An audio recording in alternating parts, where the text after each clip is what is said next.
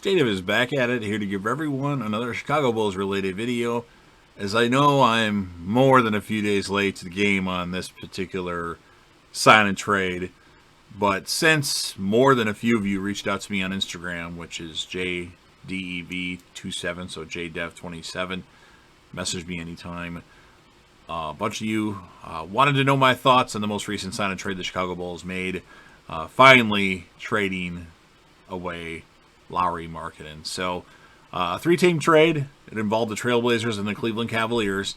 And my thoughts, well, I wasn't thinking we were going to get anything for Lauri Markkanen. Due to the fact that he wanted a certain amount of money, due to the fact that a lot of teams didn't have that space available since it was essentially late in free agency, I thought we were going to have to rescind our qualifying offer, and that would make Markkanen able to sign with whoever he wanted to sign with for whatever amount that they would be willing to sign him for, and he would agree to it. I thought we wouldn't get anything for Lauri Markkanen just because of how it worked out. But Arturas Karnisovas and Mark Eversley worked their magic yet again, and they got a pretty solid package for Lauri Markkanen. I would say it's almost a fleece. I think Lauri Markkanen certainly can be a good NBA player. You just have to have the right group of guys around him. Like, for one, if he's going to be a power forward, which he should be, you need a dominant defensive center that can, play really good defense in the middle. And I think if, with where he's at, Jared Allen, that will be good for him. Evan Mobley, well, that he needs to work on his defense. Well, he's pretty good defensively, actually. His offensive game is a little suspect, but still good.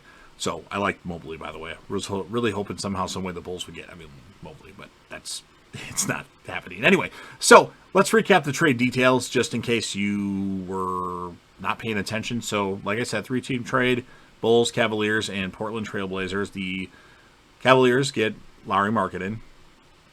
The Trailblazers get Larry Nance Jr. And then the Bulls get a really good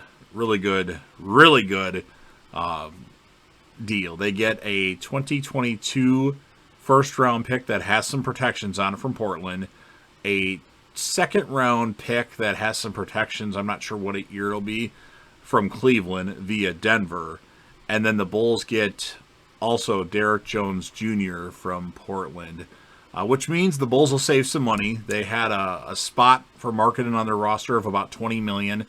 I don't know how much exactly that would total out to because that doesn't seem right to me, but it's going to be a lot cheaper, $9 million versus somewhere around 20, which will be nice. Derek Jones Jr. is only on a one-year deal, so he will be a free agent after the season's over with, which would free up money to give to Zach LaVine because we need to re-sign Zach LaVine. We'll have to wait till the season's over with, though. Derek Jones Jr. is a pretty good NBA player. He's got some things that he's good at, and he's got some things that need a lot of improvement. He's a very good defender. I wouldn't say solid. I wouldn't say elite. I know some YouTubers, they're saying he's an elite defender. He was not quite an elite defender, but he's certainly good and almost to solid.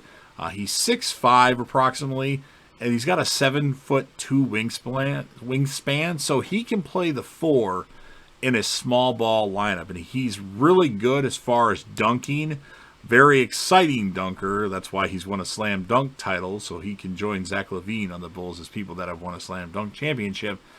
His mid-range game isn't the best. His three-point shooting isn't the best, although it's not completely terrible, but it definitely needs some work. He's like 31% from the three-point line, and I think he's 70% or less from the foul line. So his offensive game certainly needs some work, but hey, I want to see him get lobs from Lonzo Ball all day long. So it's quite the deal. And then we get a first-round pick. Now, it has some protections. If the Portland Trailblazers are a lottery team, they would keep the pick. And I think they can keep doing that until 2028.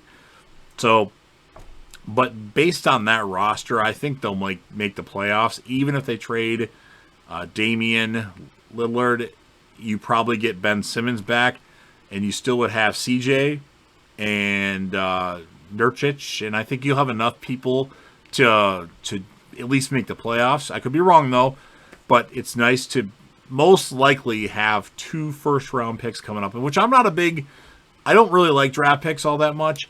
If you don't have the first pick, in my opinion, it shouldn't really matter. So I like the fact that our tourists and Mark Eversley like to trade draft picks, but it's nice to have 2, especially with this tampering investigation. If we lose a pick because of the Lonzo Ball deal, because it was reported a minute after free agency began, which is ridiculous in my opinion. We've been talking to them about Lonzo Ball since last year's trade deadline, maybe even before then, but definitely last year's trade deadline. So it's a very good offseason for the Chicago Bulls. Now, obviously, there's a few holes that we have to fill. We definitely need a power forward. Hopefully, Paul Millsap. Not sure if that's going to happen, but we can give him a little bit more money, like $3.7 million, versus other teams we just have to give him the veteran minimum, which is like $1.6, $1.8 million. So if we can get Millsap and maybe even another big, just in case of an injury, because the Bulls always have injuries, it seems, which we need to fire.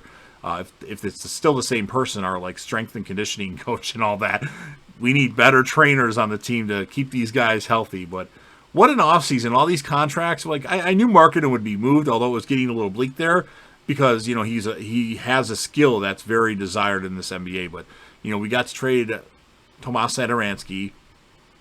We got to trade Thaddeus Young, which he had a great year last year, so he was definitely worth trading to somebody. And he might get bought out possibly at some point during the season, which maybe he can come back to the Bulls. I'm not sure if that's a possibility, but that would be awesome if the Spurs bought him out at some point.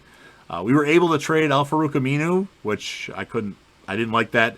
I don't even know why we had to take him in the deal for Vucevic anyway, because or Vucevic, just because we gave them Otto Porter, we gave them 2 first-round picks, and they wanted Wendell Carter Jr., Otto Porter, and 2 first-round picks, and they wanted us to take a shitty contract and Nikola back. Unbelievable. But we got rid of all these contracts that we didn't necessarily want to pay, and we got all these like all-stars that are going to do great things for our basketball team. Hopefully Derek Jones Jr. will be great, and if he's not that great, we don't have to re-sign him, and it frees up money for Zach LaVine. We definitely need to give Zach LaVine a max contract, because he's proven he's developed quite the outside game, and it seems like he's getting better on defense. So there are my thoughts. I like it. We just need to get a power forward like Paul Millsap, and maybe somebody else that can be center or power forward just in case of an injury. So if you're a Chicago Bulls fan, which I am, and if you're watching this video, you are, make sure you smash that like button. If you know anybody that would be interested in me giving my thoughts about the Chicago Bulls, share that video to them. Sound off in the comments section about your thoughts. Grade trades that the front office has made this offseason. Talk about the Lauri Markkanen situation. And of course, last but certainly not least, I definitely want to grow this channel. So don't forget to hit that sub button, subscribe to the channel, join the team, show your damn support, and be a part of something special. And JDev will return.